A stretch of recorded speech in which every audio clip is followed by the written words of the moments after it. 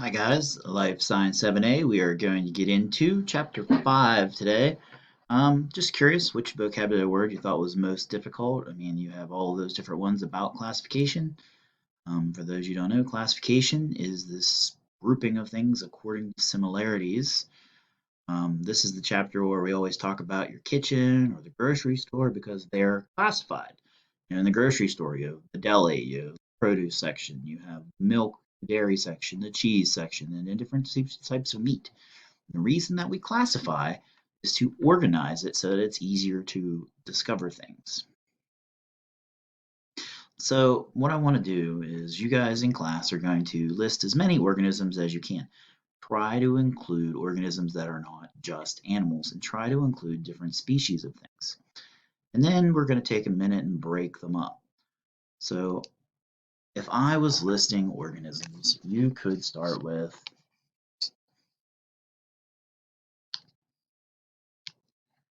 maybe deer, and then a bass, and a mushroom. We could go bears. You could go chickens. You could go a rose, a plant, apple trees,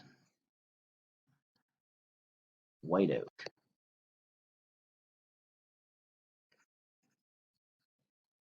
You could go rabbits. Saw these one in my yard the other day. A skunk, a brook trout,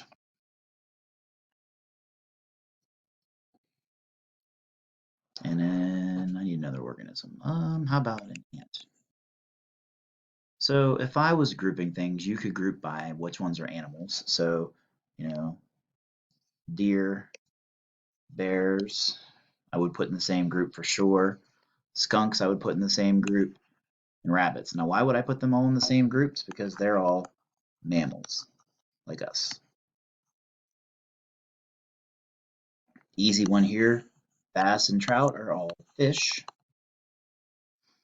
I'd probably put the apple and the rose together.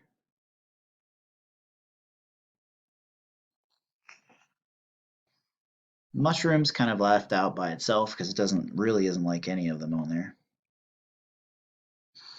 You could also include the white oak in there. But this is what you do. You look for similarities of these different species and then you group them. You could include the ant in with the animals, although it's not like a rabbit. It's not like them because it's an insect.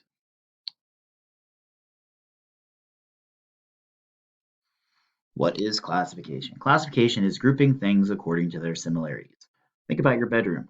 You got a sock drawer, an underwear drawer, you got a place you put your t-shirts, you got a place for your sweatshirts and your pants and things like that. That's grouping by their similarities. Classification allows for more in-depth study of an area. So your day is classified in school. Each teacher you have has a math specialty or a reading specialty or the geography or English, or in my case, my job is to teach you science.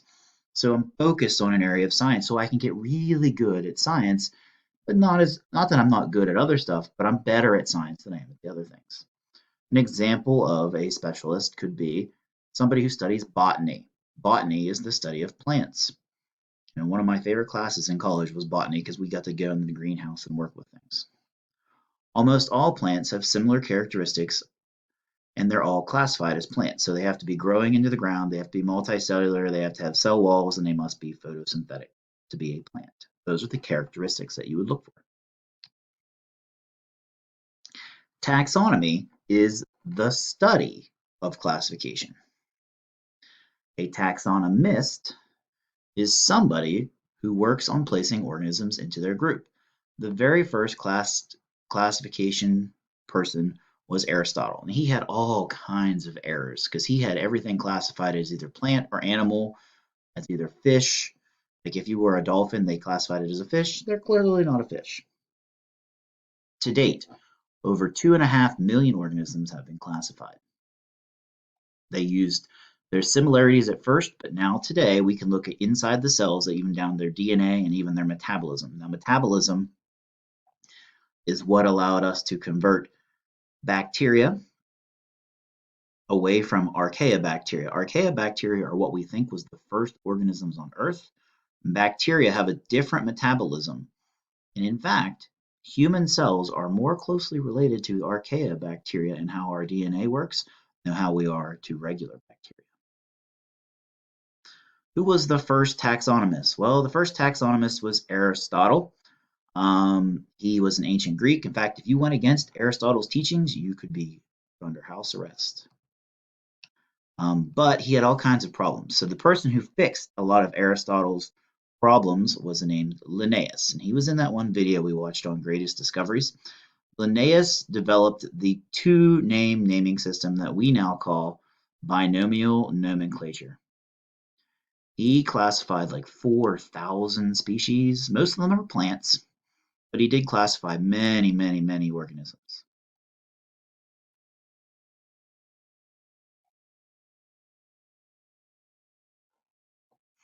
All right, so that takes us to the end of that first section. I hope I gave you guys a look into how classification works. We talked a little about Aristotle, a little bit about taxonomy, and a little bit about Carolus Linnaeus. Now, his name is Latin, and he actually Latinized his name. But make sure you get your reading done, and then that chapter 119's review. Until next time, I'm Mr. Hescox. I'll see you later.